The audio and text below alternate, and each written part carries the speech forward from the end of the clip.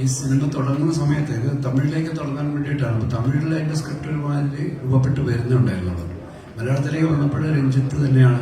തമിഴിൽ ക്രേസി മോഹൻ എന്ന് പറയുന്ന ഒരു അവിടുത്തെ റൈറ്റർ ഡയറക്ടറാണ് അതിൻ്റെ ഡയലോഗ്സ് ഒക്കെ എഴുതുന്നത്. ജോൺ പോൾ ആയിരുന്നു അതിൻ്റെ സ്ക്രീൻ പ്ലേ ചെയ്തത്.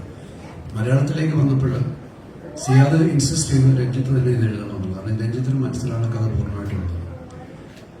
രഞ്ജിത്ത് ഷൂട്ടിംഗ് ലൊക്കേഷനിലെത്തി ആണ് ഇത് എഴുതി തുടങ്ങിയത്. അപ്പോൾ ആദ്യത്തെ 2-3 ദിവസം നമ്മൾ പാട്ട് മാത്രമാണ് ഷൂട്ട് ചെയ്തത്. അപ്പോൾ സ്ക്രിപ്റ്റ് റെഡിയായി വരാൻ വേണ്ടിയിട്ട് മാരിവെല്ലിൻ പാട്ടൊക്കെയാണ് ആദ്യം എഴുതുന്നത്. അപ്പോൾ എഴുതി ഒരു ഘട്ടം കഴിയുമ്പോഴാണ് രഞ്ജിത്തിനെ സംബന്ധിച്ചൊരു പുതിയ ക്യാരക്ടർ വന്നിട്ടുണ്ട്. അതിങ്ങനെ ക്ലൈമാക്സ് വരണം, ഈ രണ്ടുപേരിലും മോഡിൽ നിൽക്കുന്ന ഒരു ആക്ടർ അത് ചെയ്യണം. കാരണം ഇവരെക്കാളും കുറച്ചും കൂടെ ഒരു പോപ്പുലാരിറ്റിയോ അല്ലെങ്കിൽ ഒരു സ്റ്റാർ എന്ന നിലയിൽ വരുന്ന ഒരാൾ വേണം എന്നൊക്കെ പറയുന്നൊരു മഞ്ജു. ഈ രണ്ടുപേരെക്കാളും മുകളിൽ ഒരാളെ ഈ മാമി സ്നേഹിക്കുന്നുവെങ്കിൽ അയാൾക്ക് ആ രീതിയിലുള്ള സ്റ്റാച്ചർ ഉണ്ടാവണമെന്ന്. അങ്ങനെ പല പേരുകൾ ആലോചിച്ചു. രജനീകാന്ത് തുടങ്ങി, കമലഹാസൻ തുടങ്ങി ആലോചിച്ചു. പക്ഷെ എല്ലാവരും പറയുന്നത് നമ്മുടെ സ്വർണം വീട്ടിൽ വെച്ചിട്ട് എന്തിന് എന്ന് പറയുന്ന പോലെ ലാല് ഇവിടെ ഉള്ളപ്പോൾ എന്തിനാണ് വേറെ ആളെ അന്വേഷിക്കുന്നത്. അപ്പോൾ ലാലിനെ കുറിച്ച് അന്വേഷിച്ചപ്പോൾ ഈ ഷൂട്ടിങ് കഴിഞ്ഞിട്ടാണ് ഞങ്ങൾ ലാലിനെ ആ സമയത്ത് ലാല് ബാംഗ്ലൂരിൽ ഒരു മാസത്തെ ഒരു സുഖചികിത്സയ്ക്കായിട്ടിരിക്കുകയായിരുന്നു. ഞാനും രഞ്ജിത്തും അവിടെ നേരിട്ട് പോയി ലാലിനടുത്ത് കാര്യം പറഞ്ഞു.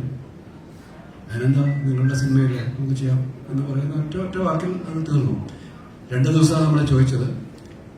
അപ്പോൾ എൻ്റെ ഏറ്റവും വലിയ സന്തോഷം എന്ന് ലാൽ അന്ന് താടിയൊക്കെ വളർത്തി വളരെ ഈ ചികിത്സയുടെ ഭാഗമായിട്ട് വളരെ ഒരു വയസ്സ് ലുക്കിലേക്കാണ് പോകുന്നത്. ലാൽ ഭയങ്കര ശാന്തനായ ഒരാളുടെ ലുക്കൊക്കെ വന്നു. അപ്പം ഞാൻ ലാലിനടുത്ത് പറഞ്ഞു ഇവിടുന്ന് നേരെ വന്ന് നമുക്ക് ഷൂട്ട് ചെയ്യാം, താടിയും പഠിക്കരുത്, ഇങ്ങനത്തെ കണ്ടീഷനെ വരാറുണ്ട്. അങ്ങനെ തന്നെയാണ് ഷൂട്ട് ചെയ്തത്. ആ ക്യാരക്ടറിനെ ഒരുപാട് എൻഹാൻസ് ചെയ്യാനായിട്ട് ആ ഒരു ലുക്ക് അല്ലെങ്കിൽ ലാലിൻ്റെ അപ്പുറത്തെ ഒരു മുഖത്തിൻ്റെ ആ ഒരു ഭയങ്കര ഒരു പ്ലസന്റ്നെസ് ഒക്കെ ഉണ്ടായിരുന്നു. അതൊക്കെ ആ ക്യാരക്ടറിനെ വല്ലാതെ ഹെൽപ്പ് ചെയ്തു. അപ്പം ലാലിലേക്ക് എത്തി എന്നുള്ളത് നമ്മൾ തിയേറ്ററിൽ എത്തുന്നതിന് വരുമ്പോൾ ഒളിപ്പിച്ച് വെച്ചിരുന്നു. കാരണം ആ ഒരു സർപ്രൈസ് അങ്ങനെ തന്നെ കീപ്പ് ചെയ്തിരുന്നു. ആ സർപ്രൈസ് തിയേറ്ററിൽ വലിയ രീതിയിൽ സ്വീകരിക്കപ്പെടുകയും ചെയ്തു. അതിനകത്ത് ഉള്ള ഒരു രഹസ്യം എന്ന് പറയുന്നത് 2 സീനുകൾ നമ്മൾ ഡിലീറ്റ് ചെയ്തിരുന്നു.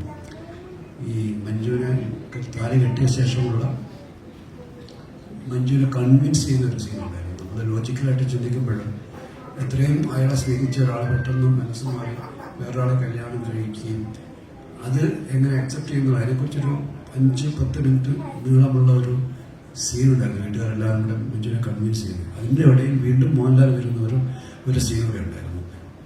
ലാലിൻ്റെ ഒരു പ്രസൻസുള്ള ഒരു സീൻ ഉണ്ടായിരുന്നു. ഇവർ 2 പേരും ബെഞ്ചിലിരുന്നിട്ട്.